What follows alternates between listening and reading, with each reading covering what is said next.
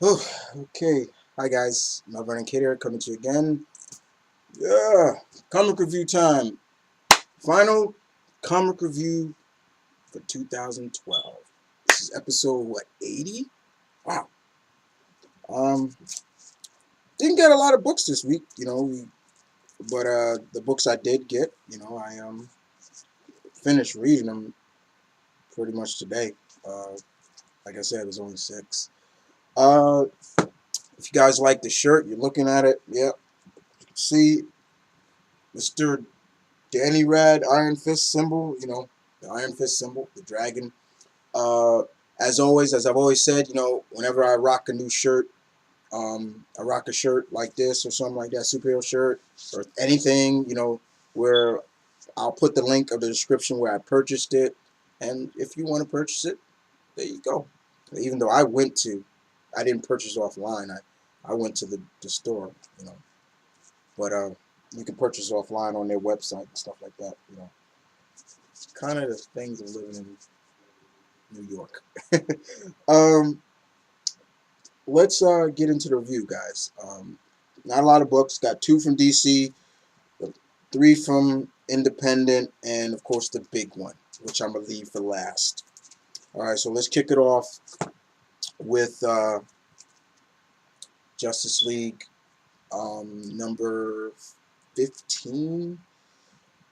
John's Ivan Reyes. Yeah, Ivan Reyes is now on Justice League, and Gary Frank does the artwork for the Captain Marvel. I told you guys I will not call him Shazam story. That's a nice cover, as you can see. They consider this a bold new era begins. Okay, this is the first part to first to the throne of Atlantis. Bottom line is, let's start it off with basically let's kick it off in a sense of what's going on with Superman and Wonder Woman's relationship. Superman is still on the farm. He's on the farm with Diana. He's telling her why he doesn't stay Superman 24/7. Why he likes being Clark and everything like that, and how his parents raised him, good people as we know. And he tells her, you should try wearing glasses, kind of disguise or quote unquote. Uh, and that's and you got Diana like, you must be joking, like seriously. But he's like, you should try it. Lo and behold, we have somewhere in the Atlantic, basically, the Navy is testing missiles, and of course, basically, something goes haywire with their trajectory or something like that, and one of their cruise missiles, instead of hitting their target, they torpedo down, straight down. And what's straight down? Nothing, none other than Atlantis. And Atlantis gets hit with those missiles. So in Orm's eyes, what's that? That's an act of war from the surface war. And so pretty much what goes from there. Um, and that's the basis of it. Then of course there's Aquaman trying to deal with uh, and of course Aquaman comes to help Batman with a situation that he tries to tell Batman. He confronts Batman. He tells Batman, "Look, I know we've never seen eye to eye with how to lead the league, but I need your help." Everything like that. What's going on, and even Batman said, "Are you here to help about what's going on with the missiles and everything like that?" Aquaman's like, "I don't know about those," and that's when everything goes into effect. And we see Atlantis rise with the army and start flooding places, pretty much. And then that's where Arthur kind of comes clean, because that was the one thing that the League finally started. They said, "Look, no more secrets between us," and that's kind of something that Aquaman is kind of letting. But it kind of leaves right there, and basically we find out how this plan of attack, how Atlantis' plan of attack, how it came to fruition, And who's responsible for creating it? You'd be surprised who it was. But yeah, not bad. And oh yeah, and then I forgot. Yeah, sorry guys. And as for the Captain Marvel story, good stuff. Billy's still, getting adjusted to his big body, and him and Freddie Freeman, are, Freddie's trying to coerce Billy into stealing. Like, he's like, you got the power now. But he's like, go use your magic powers and break into that ATM machine. And Billy's like, I don't want it. All right. Alex Shazam. And, he's like, it's not working. And then all of a sudden, lightning comes out of his hand, and, you know, money starts coming out and things like that. Billy finds out that he can fly. Um, but every once in a while, every time, it's always like he's drawn to crime, and he helps out. And that's where this woman in the mirror called Francesca tells him the reason why. As the champion as a champion, you're gonna be drawn to things like that. But beware, you know who. And that's where I'll drop it, because dun dun dun, at the end, who does Billy come face to face with? You should know that by now. So the next story is versus Captain Marvel, Shazam. All right. So Aquaman number 2. It's Aquaman number 2. Stupid. Aquaman 15. Excuse me. This is the next part of Throne of Atlantis. Jeff Johns, of course, writing, and Paul P. Letter is doing the artwork now. Ivan Reyes is no longer on the artwork, and this picks up right where issue 1 left off, where basically Orm has put the plan into action. He's flooding Metropolis. He's flooding Atlantis. Not Atlantis. He's flooding Boston. He's flooding Gotham. And we see Aquaman helping out in Gotham with Batman. He saved Jim Gordon and Harvey Bullock, and everything like that. And they're doing what they can to help. In the meantime, basically, the League basically tells Arthur, look, your brother's killed people now. We got to bring him in. We got to bring him in. He's a killer. He's killing people. Aquaman, Arthur's torn between, look, he's still my brother. Let me talk to him. Let's see what I can do. I'll talk to him to give himself up and everything like that. The League, especially Superman and Wonder Woman, like, no, we're bringing him in. However, Batman is like, you got one shot. They're like, Bruce, come on, like, you got one shot. If it doesn't work, we're coming after him full force. And of course, basically, they kind of, Arthur goes to confront his brother. The funniest thing is that Arthur, I don't want to spoil who put the set of motion of how Atlantis attacks the surface world in effect. But let's just say that one of the key members of the Justice League was a main threat to if Atlantis attacked. So Atlantis tried to take him out very quickly. You should all know who that is. And if you think it's who you think it is, you're wrong. Basically, Arthur confronts Orm, basically, and is like, look, why are you doing this? And once again, it's about what happened. And Arthur's telling Orm, like, look, that was a mistake. It wasn't something happened. We don't know who's responsible for that. But something happened. Basically, Arthur has to do what he has to do. However, the League is like, look, we listened to him. They boomed in. They're like, look, Arthur, he's not listening. We got to bring him in.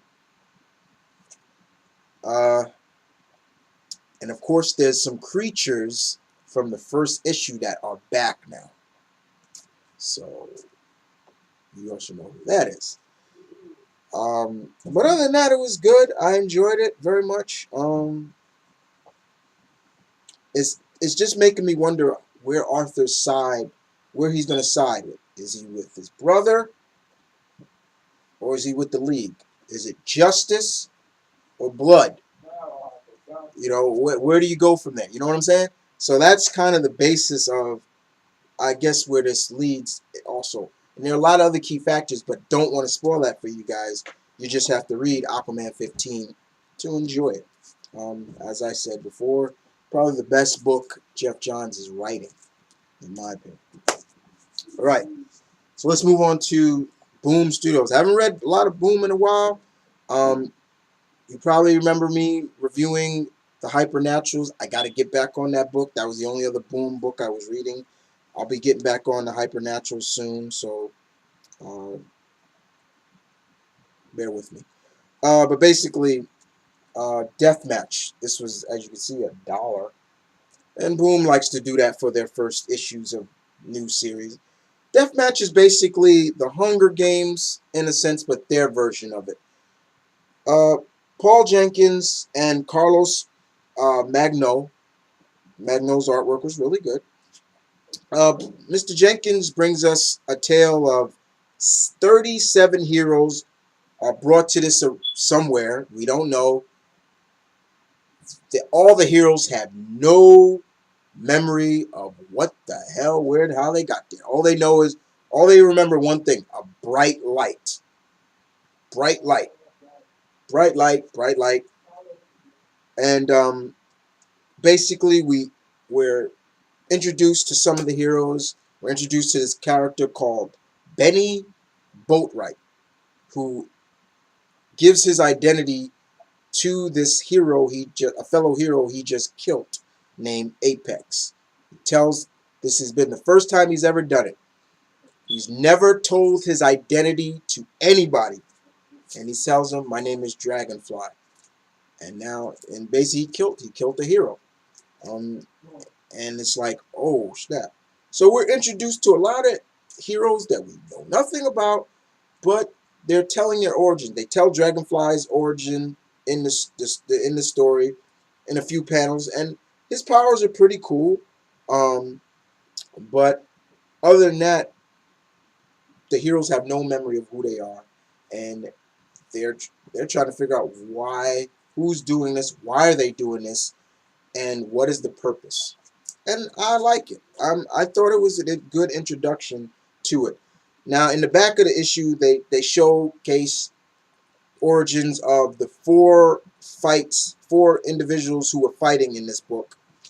They give their origin, their powers, their team affiliation, like things like that, their enemies, and of course, there's a big bracket of like a fight bracket in a sense.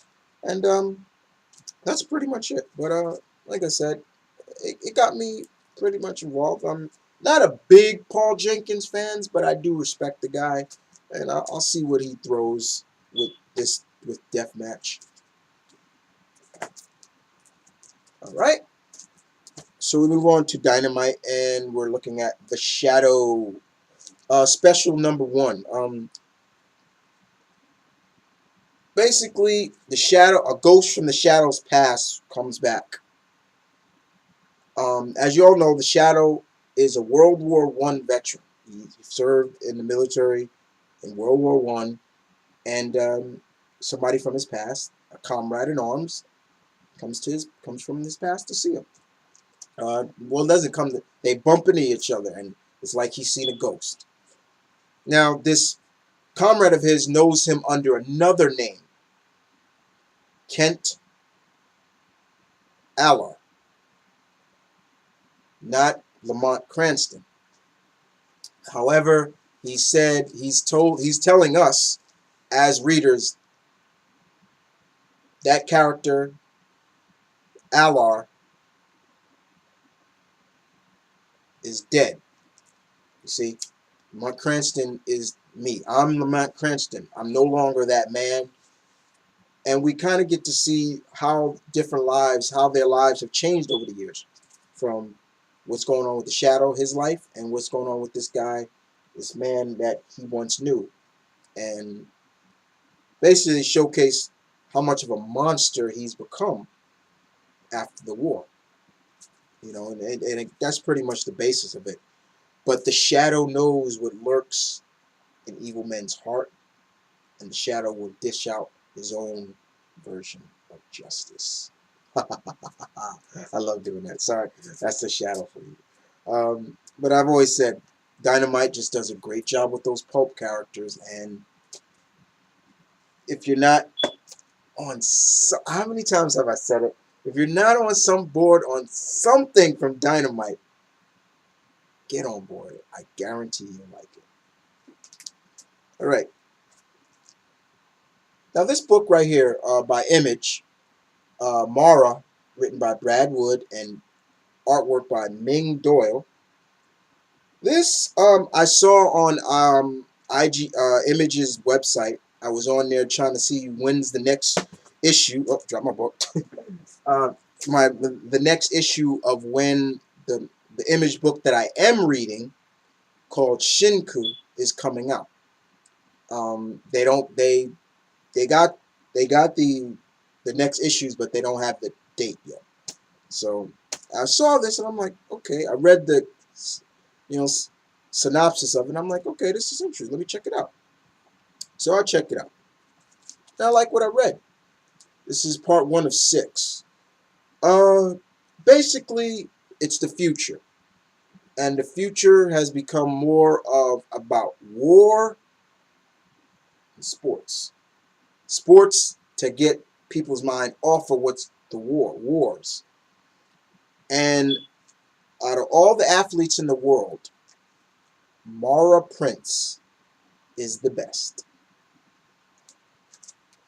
And she's like she's a celebrity. She is the best volleyball player in the world. She's got endorsements, fame, everything. She gets so much endorsement money, she don't even know what to do with it. She's got a brother, twin brother is in the military. Everybody knows it. And that's pretty much why everybody comes to their games, to see her, really. She comes out. She's like the last person to come out with her volleyball team. It's almost like she has an entrance. It's crazy.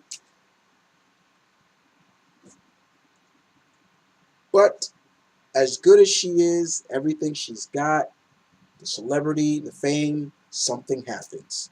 On an exhibition game that her and her team were having with this young up-and-coming team, something happens to her. She faints, she passes out, she blacks out, and people have seen it. Millions of people saw kind of what happened. She, out of somewhere, she develops powers, superpowers. And in a sense, we still don't know what kind of power she has, but she had a blue aura around her, and at one point it just looked like time just stopped around her. And then people said, did you see that? You know, this is live. People are live. They're like, did you see that? Did you see that? What happened? Did you see what she did or what happened? And, you know, people are just like, we got to slow that down. Again, okay, now go down to 1/3 of a second. Ladies and gentlemen, did you see how fast she was going? So basically, in a sense, my guess is she's got super speed now. So now she's a celebrity now even more, but in a different way now, because now she developed powers in front of the world. Everybody's watching. And I'm interested now to see where this is going to go. So yeah, that's pretty much it. Yeah, Mara, number 1 of 6. An interesting take, something that doesn't really has to do too much with costume heroes and stuff like that. Okay? Now, for the big one, which everybody's probably dying to know what I thought about it. And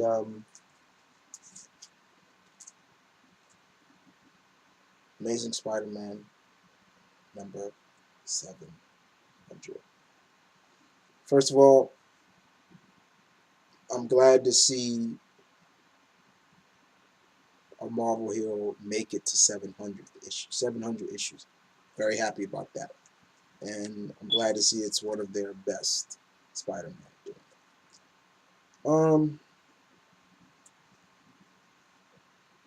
First of all, I got the variant cover. As you can see, I got the Oliver Coppelli artwork. I love his artwork. I didn't get the original cover. I wanted this. I thought this was just looks, just showing Spidey just web slinging. Good stuff. All right.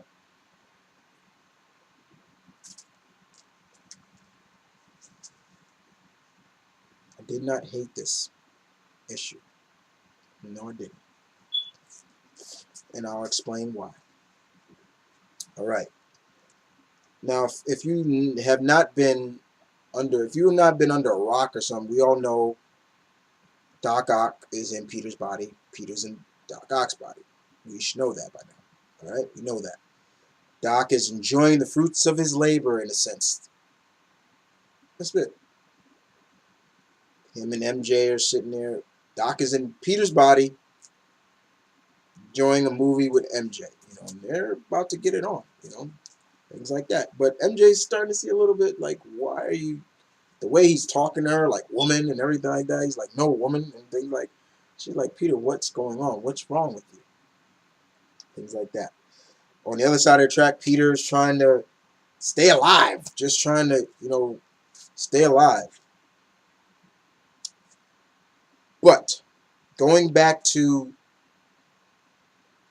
why I did not hate it and why I'm not on a tirade and everything like that, I look at it like this. Dan Slott got the rise out of me that he probably was expecting to get. Me getting emotionally involved in terms of shedding tears. There's not been a lot of comics over the 20 years I've been reading comics, guys, that I cry. Literally tears dripping out of my eyes. This did, because of what went on. I'm not going to spoil it, guys, too much for you. But I will spoil kind of the ending, because I think that's important. But I'm a fan. I love Spider-Man. He's my #1 hero. All should know that. Before anybody else, he is #1 for me. And what tears me up as a fan is hearing those extremist fans threaten a writer with death threats. That's taking it too far. That's too far to me. That's too far. Now, I know, yeah, we comic geeks can get a little crazy at times, but that's too far. Now, you guys would probably say, oh, Chris, but you talk about doing this to Joe Quesada. Yeah, there are things I hate what Fat Quesada has done, but I would not try to do bodily harm to somebody. Not like that, no. I would literally sit down with him and tell him why I disagree with a lot of things you've done with the company, but no, I would not try to hurt the guy. No, I wouldn't. I wouldn't do that. The bottom line is, Mr. Slott got the rise out of it. Without spoiling too much for you guys, I think everybody should know. That's why I don't want to spoil. Look, what happened to Peter, it happened. And that's what bothers me the most. Seeing Peter like that hurt. I've seen Peter at his worst.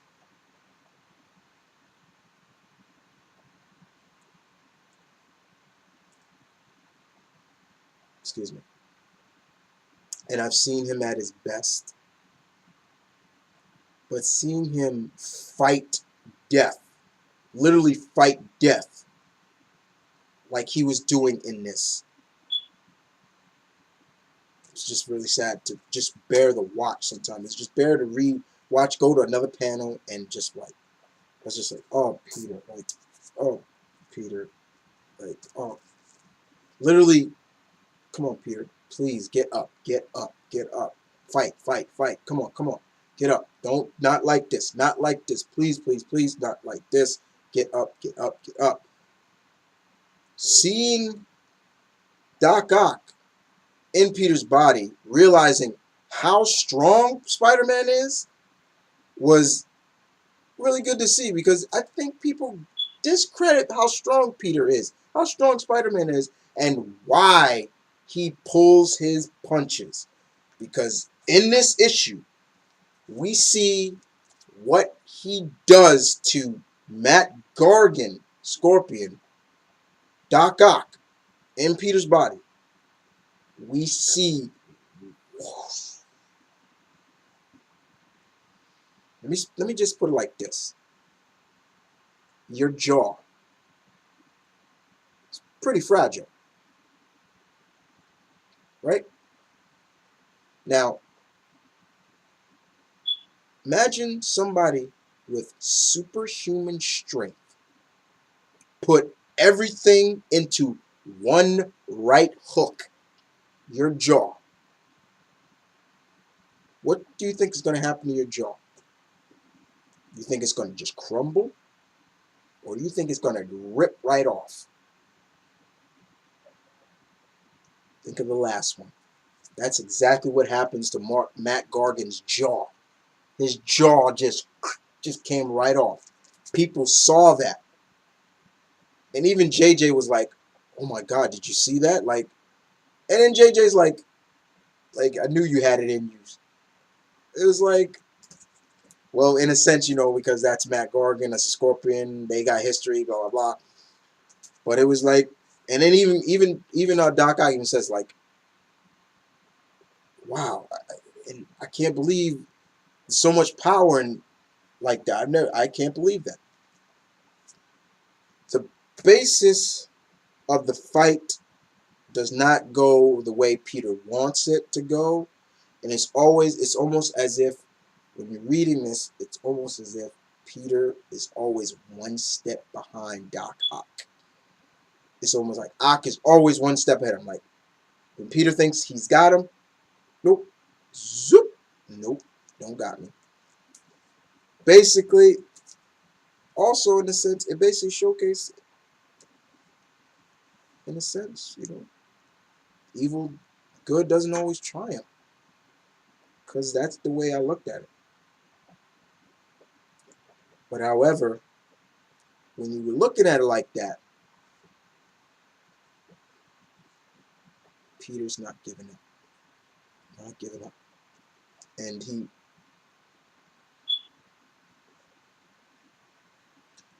he's bombarding Doc with all these memories, these good memories of him, because they share memories now. Peter tried to do the same thing Ock did to him, didn't work, but somehow it did, kind of. He didn't get a full transferring,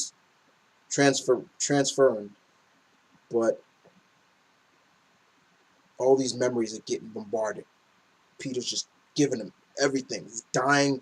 He's dying. He's doing everything he can. He's pushing every bit of memories at him. Aunt May telling Peter how much he loves her. You know, Aunt May saying you're all I care about. I love you, Peter. I love you too, Aunt May. Uncle Ben pushing him. Parent, you name it. Everybody. Doc Ock is realizing what kind of man Peter Parker is. He's realizing what kind of man Peter Benjamin Parker is. Let me repeat that again. He's realizing what kind of a man Peter Benjamin Parker is. And what kind of man is that? A good man. He even realizes that Peter would do anything to go back to save Doc's life. and he's realizing, and it's so much emotion coming. These visions, so much emotion are coming at him. Peter, or Doc Ock, as Peter is just like, please, no more. Why are you doing this? And that's basically where Peter says, you want to be Spider-Man? You're going to be Spider-Man, but it's not just the power. You're going to have everything.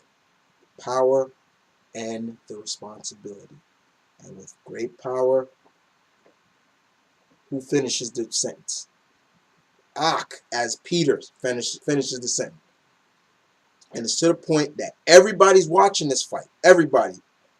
All the supporting cast that we've known over the years, pretty much, in the Amazing Spider-Man universe, is watching this fight. Peter, some of his quote-unquote dying breaths, he's like, MJ's here. Like, please let me see her. Let me see her. Ock picks him up and says, here. Here. He looks at her and he says, protect them. Look over them. Watch them. Ock, as Peter says, I will. You would think otherwise he wouldn't, but he did say.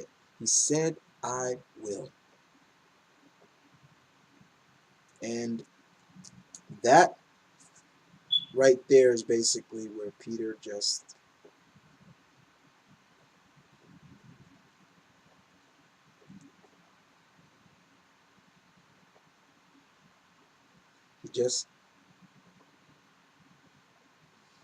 you slot, you got the rise out of me now. He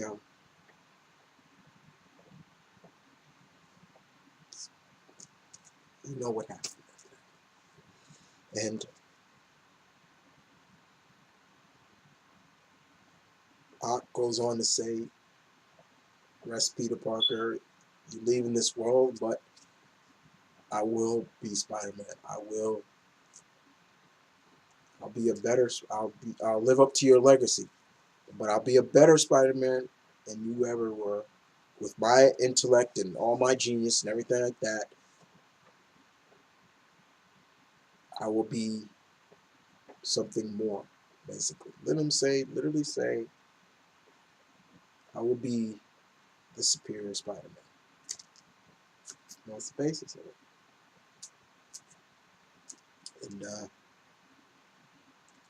the other stories involved were really pretty good, and I like the fan mail lettering, and fan mail and people answering, Stan Lee answering everybody's fan mail. It was great.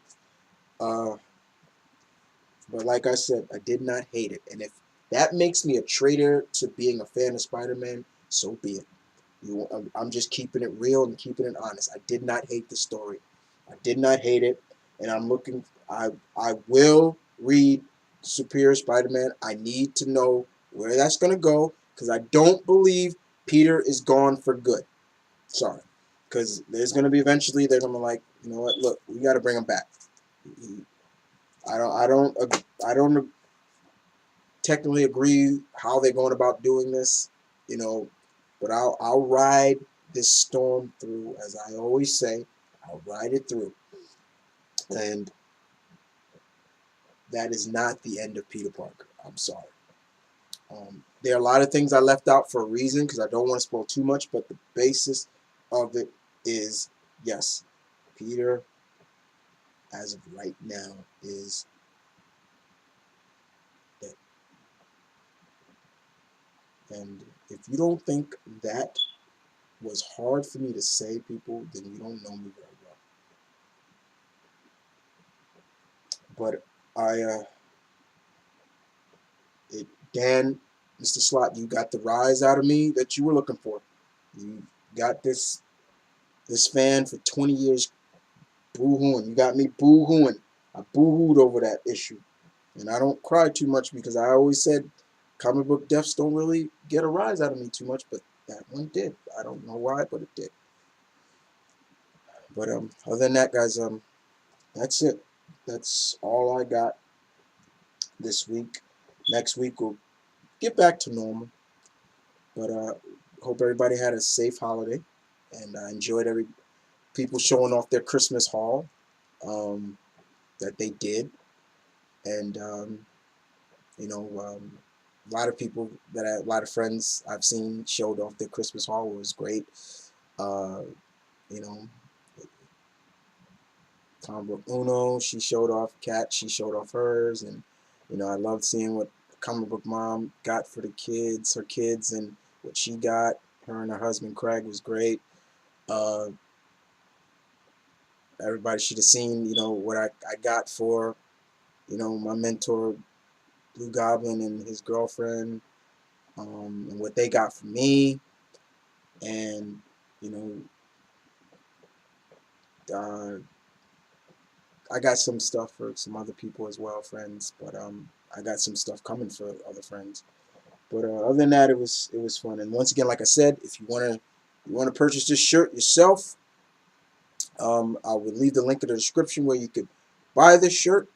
Um, if you want, like I've always said. And other than that, you know, this is Mount Vernon Kid saying peace, one love, stay tuned, keep it real, guys. As always, you guys tell me what you thought about, if you read Spider-Man. Tell me what you thought about it. Please, I'm asking you, please be honest with yourselves about that issue. I just give me feedback. Just be honest, please. Like, because I know there's gonna be some crazy extremists out there that are like, nah, whatever. You're not a real fan. That if you're not angry, what's wrong with you? Why are you not angry? I don't have time for anger, guys. I really don't. Not with that, because Mr. Slot got the rise out of me he was looking for, and I'll see you guys next year, actually, because this is the final review for this year, and you guys take care.